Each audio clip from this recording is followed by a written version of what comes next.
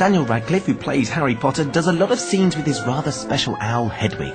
There's basically one Hedwig per film. Like the last one was Gizmo, and now he's been retired, and now we have Sprout playing Hedwig. So Sprout's Hedwig this time around? Sprout's Hedwig this time around, but Gizmo was like, me and Gizmo had a thing going on, we were cool, we were friends. And because Sprout was really a bit of a drama queen. And he would kind of sit there, and when he wasn't being used, you could look down and he was going... like this, and he was kind of giving Gizmo the evil eye. And he was a jealous owl, but now he's kind of come into his prime, and he's relaxed a bit. He's much less neurotic as an owl actor.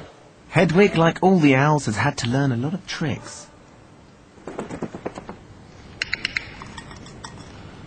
Dave, that is a fantastic trick. How on earth do you teach the owls to not only grab hold of a bit of mail in a post, but then to let go of it? It's a very long process. It takes about 3 months to actually finish training it. We train them to first stay and learn to stay on books and different objects and on tables, and we teach them the clicker and the bowl. So they have to learn that the food is coming from someplace else other than from the ground. So it starts off with a perch, hand them the letter, and when they start dropping it, you click them and pay them for them. Then you have to teach them this part of it, which is carry it. It's right there, my friend.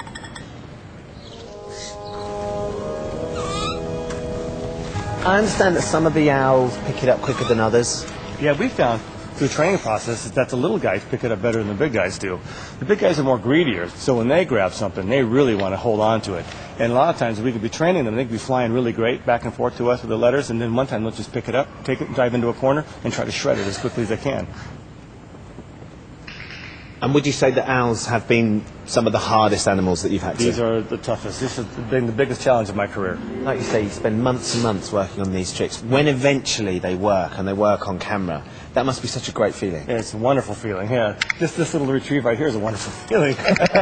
Contrary to popular belief, it's not the owls that are the bright birds on the block. That prize goes to the crows and the ravens.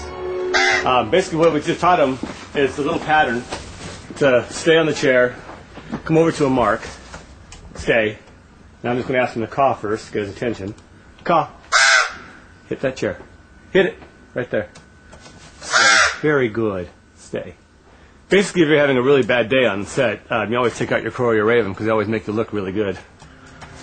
Not a moment to go. Hagrid, Robbie Coltrane, spends a lot of time filming with the ravens and crows, but his closest companion is Fang. With Fang, obviously, I had to spend some time with him so he got used to me. I noticed in your list of questions said, did it have to get used to your smell? So, listen, I had to get used to its smell, mate. Fang, or Monkey as he's known, is trained by Jules. How difficult has it been to train him up? Monkey came to me from a rescue and he was absolutely starving when I got him. So he hadn't had a good start to life. So it took sort of 2 or 3 months of me just feeding him up, getting him fit, bonding with him, so he could trust me. And then I started training him. We try as hard as we can to acquire animals from rescue homes. We find they're really the best animals. They're worldly, and they care about the attention more since they've been deprived. And he's a Neapolitan Mastiff? Yeah. Did you know much about them?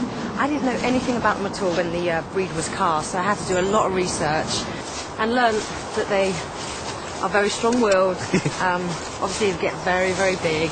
Do not make a good family pet at all. I mean, the hunting dogs originally, they got gnashers on them like sharks. You certainly wouldn't like to fall out with one. Despite ferocious gnashers, Fang spends a lot of time in the films looking afraid. So what we do for that is we teach them to back up. Hey, back, back, back, back, back, head, stay, head, stay.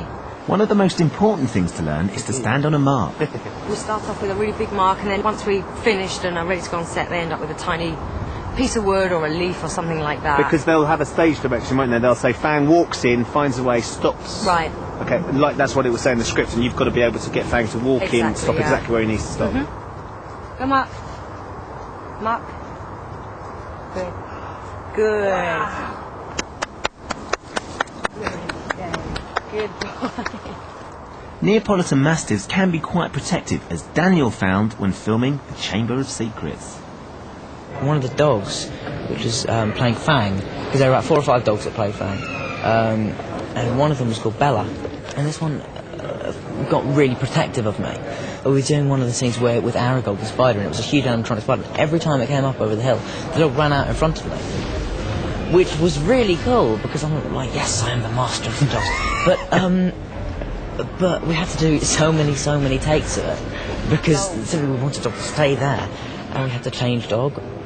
But it was And he was just trying to protect fantastic. you. Yeah, and I was like, no, don't change. I'm quite moved. In the Goblet of Fire, there's a new owl on the block, and it belongs to Sirius Black. The director wanted a black owl, but they don't exist. So Gary and the team put their heads together and came up with a solution. They decided to change the colour of one of their owls. We only do it once. We have to make sure they stay out of the rain because it does wash off. It's not a permanent dye. It might be a non-toxic organic vegetable colouring, but does the owl mind? No, she doesn't mind at all. No, because she's hand raised and she's been with us for 4.5 years, she just gets accustomed to everything that we do. It's like children that are given these little tattoos that you're able to put little vegetable dye tattoo. It has the same thing. It's the same methodology. But would you believe it? It's not just the owls that need makeup. Join us after the break to find out who has their own line in eyeshadow. Make me look expensive, darling.